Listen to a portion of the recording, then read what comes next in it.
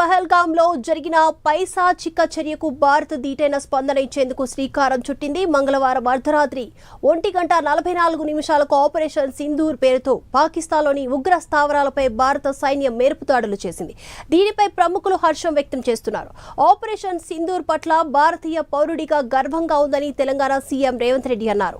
మన సాయుధ దళాలను చూసి గర్విస్తున్నారని జై హింద్ అని కాంగ్రెస్ అగ్రనేత రాహుల్ గాంధీ పోస్ట్ పెట్టారు. జై హింద్ అని పోస్ట్ చంద్రబాబు కూడా తెలిపారు. పహల్గాం ఉగ్రదాడికి ప్రతీకారంగా న్యాయం జరిగిందని కూడా లోకేష్ ట్వీట్ చేశారు. पहलगाम का हमला अत्यधिक बर्बरतापूर्ण था, जिसमें वहां मौजूद लोगों को करीब से और उनके परिवारों के सामने सिर पर गोली मारी गई। हत्या के इस तरीके से परिवार के सदस्यों को जानबूझकर आघात पहुंचाया गया। साथ ही उन्हें यह नसीहत भी दी गई कि वे वापस जाकर इस संदेश को पहुंचा दें। ये हमला स्पष्ट रूप से जम्मू और कश्मीर में बहाल हो रही सामान्य स्थिति को बाधित करने के उद्देश्य से किया गया था। चूंकि पर्यटन फिर से अर्थव्यवस्था का मुख्य आधार बन रहा था, इस हमले का मुख्य उद्देश्य इसे प्रतिकूल रूप से प्रभावित करना था। पिछले वर्ष आप सभी जानते हैं 2.25 करोड़ से अधिक पर्यटक कश्मीर आए थे। इस हमले का मुख्य उद्देश्य इसलिए संभवतः यह था कि इस संघ राज्य क्षेत्र में विकास और प्रगति को नुकसान पहुंचाकर इसे पिछड़ा बनाए रखा जाए और पाकिस्तान से लगातार होने वाले सीमा पार आतंकवाद के लिए उपजाऊ जमीन बनाने में सहायता की जाए। हमले का यह तरीका जम्मू और कश्मीर और शेष राष्ट्र दोनों में सांप्रदायिक दंगे भड़काने के उद्देश्य से भी प्रेरित था। इसका श्रेय सरकार और भारत के सभी नागरिकों को दिया जाना चाहिए कि इन प्रयासों को विफल कर दिया गया। एक समूह ने खुद को रेजिस्टेंस फ्रंट टीआरएफ कहते हुए इस हमले की जिम्मेदारी ली है। यह समूह संयुक्त राष्ट्र द्वारा प्रतिबंधित पाकिस्तानी आतंकवादी समूह लश्कर ए तैयबा से जुड़ा हुआ है। यह उल्लेखनीय है कि भारत ने मई और नवंबर 2024 में संयुक्त राष्ट्र की 1267 कमेटी की सैंक्शंस मॉनिटरिंग टीम को अर्धवार्षिक रिपोर्ट प्रस्तुत की थी, जिसमें टीआरएफ के बारे में साफ इनपुट दिए गए थे। इससे पाकिस्तान स्थित आतंकवादी समूहों के लिए कवर के रूप में टीआरएफ की भूमिका सामने आई थी।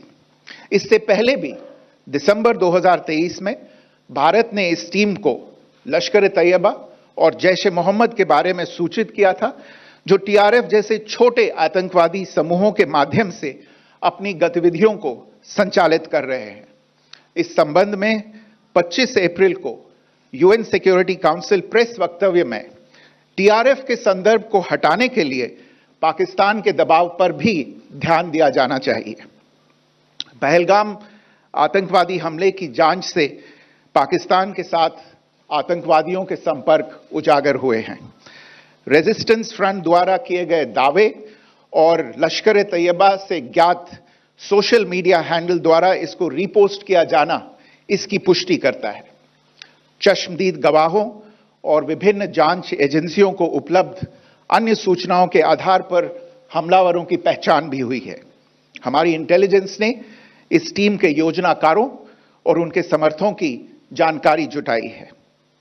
इस हमले की रूपरेखा भारत में सीमा पार आतंकवाद को अंजाम देने के पाकिस्तान के लंबे ट्रैक रिकॉर्ड से भी जुड़ी हुई है, जिसके लिखित और स्पष्ट दस्तावेज उपलब्ध हैं। पाकिस्तान दुनिया भर में आतंकवादियों के लिए एक शरण स्थल के रूप में पहचान बना चुका है। यहां अंतर्राष्ट्रीय स्तर पर प्रतिबंधित आतंकवादी सजा पाने से बचे रहते हैं। इसके अलावा पाकिस्तान ने इस मुद्दे पर विश्व और फाइनेंशियल एक्शन टास्क फोर्स जैसे अंतर्राष्ट्रीय मंचों को जानबूझकर गुमराह करने के लिए भी जाना जाता है। साजिद मीर का मामला, जिसमें इस आतंकवादी को पाकिस्तान ने मृत घोषित कर दिया था और फिर अंतर्राष्ट्रीय दबाव के परिणाम स्वरूप वो जीवित पाया गया, इसका सबसे स्पष्ट उदाहरण है। यह स्वाभाविक है कि पहलगाम में हुए इस हमले से जम्मू और कश्मीर के साथ साथ भारत के अन्य भागों में भी आक्रोश देखा गया। हमलों के बाद भारत सरकार ने स्वाभाविक रूप से पाकिस्तान के साथ संबंधों को लेकर कुछ कदम उठाए। आप सभी उन निर्णयों से अवगत हैं जिसकी घोषणा 23 अप्रैल को की गई थी। तथापि यह आवश्यक समझा गया कि 22 अप्रैल के हमले के अपराधियों और उनके योजनाकारों को न्याय के कटघरे में लाया जाए। हमलों के एक पखवाड़े के बाद भी पाकिस्तान द्वारा अपने क्षेत्र या अपने नियंत्रण वाले क्षेत्रों में आतंकवादियों की इंफ्रास्ट्रक्चर के विरुद्ध कार्रवाई करने के लिए कोई स्पष्ट कदम नहीं उठाया गया है।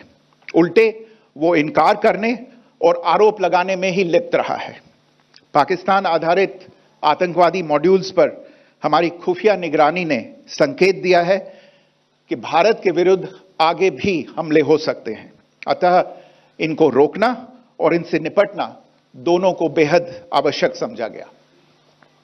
आज सुबह, जैसा कि आपको ज्ञात होगा, भारत ने इस तरह के सीमा पार हमलों का जवाब देने और उन्हें रोकने तथा उनका प्रतिरोध करने के अपने अधिकार का प्रयोग किया है। यह कार्यवाही नपीतुली, नॉन एस्केलेटरी, आनुपातिक और जिम्मेदारीपूर्ण है। यह आतंकवाद की इंफ्रास्ट्रक्चर को समाप्त करने और भारत में भेजे जाने वाले संभावित आतंकवादियों को अक्षम बनाने पर केंद्रित है।